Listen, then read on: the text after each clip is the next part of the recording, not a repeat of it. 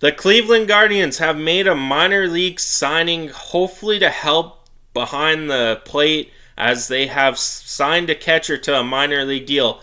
Welcome back to Clemhawks. I'm Gillis TV, and if you're new to the channel and like anything MLB related, rumors, trades, news, whatever it is, we have it covered here on the channel with some NASCAR from Clemhawks itself. But if you don't mind hitting that subscribe button, as we are on the road to 5,000. Now let's get into it, as the Guardians announced Thursday that they have signed catcher Zack to a minor league deal and invited him to big league camp this spring.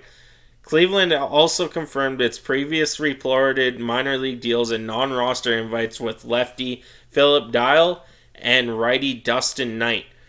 So Collins, a little bit about him before we get more into this, is he was acquired by the Toronto Blue Jays last offseason from the Chicago White Sox for Reese McGuire. It didn't really pan out. Toronto then did what they did with him. Pittsburgh picked him up, and he played the remaining of this season with Pittsburgh. Just couldn't get going in Toronto with the likes of Gabriel Moreno coming up as fast as he did.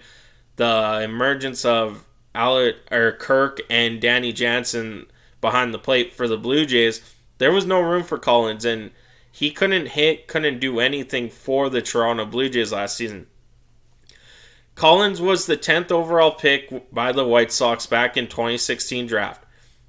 As with most players who have that type of draft pedigree, he once ranked among the Sports Consensus top 100 prospects, though he's yet to establish himself as a viable big leaguer on either side of the ball.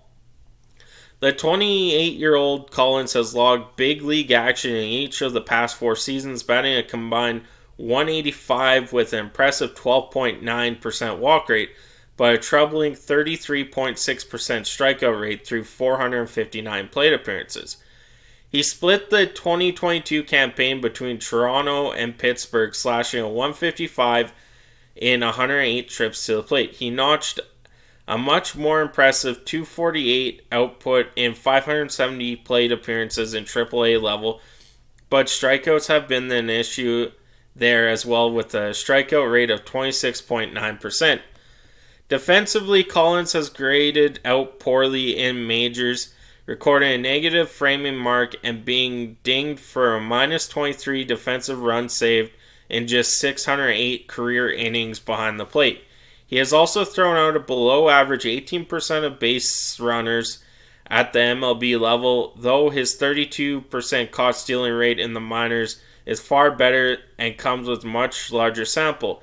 Each of the White Sox, Blue Jays, and Pirates have given Collins some time at first base in the majors, and he's tallied another 304 innings there in the minors, so there's a bit of versatility in the skill set. Mike Zunino signed a 1-year, $6 million deal earlier this offseason, is slated to shoulder the bulk of the Guardians' workload behind the plate in 2023, at least the season's early stages. His backup, however, remains something of an open question. Top catching prospect Bo Naylor is viewed as the organization's catcher of the future, but the team may prefer that he heads to AAA and logs regular playing time early in the year. Brian LaVista is the only other catcher on the 40-man roster, though minor league veterans like Cam Gallagher and Merbies Valoria will join Collins in camp as a non-roster invitees. The Cleveland Guardians has as many as 4 catchers who could open the season in AAA Columbus, although Collins' ability to mix in at first base could help them carry at least 3 backstops on the AAA roster. Still, it seems likely that one of the NRIs in camp could be cut loose at some point. For now, there's some healthy competition to determine who opens the year as the backup to Zunino. So, Zack Collins, I watched him being a Blue Jays fan last season. It was hard to watch. I'm not going to lie. There was a lot of strikeouts.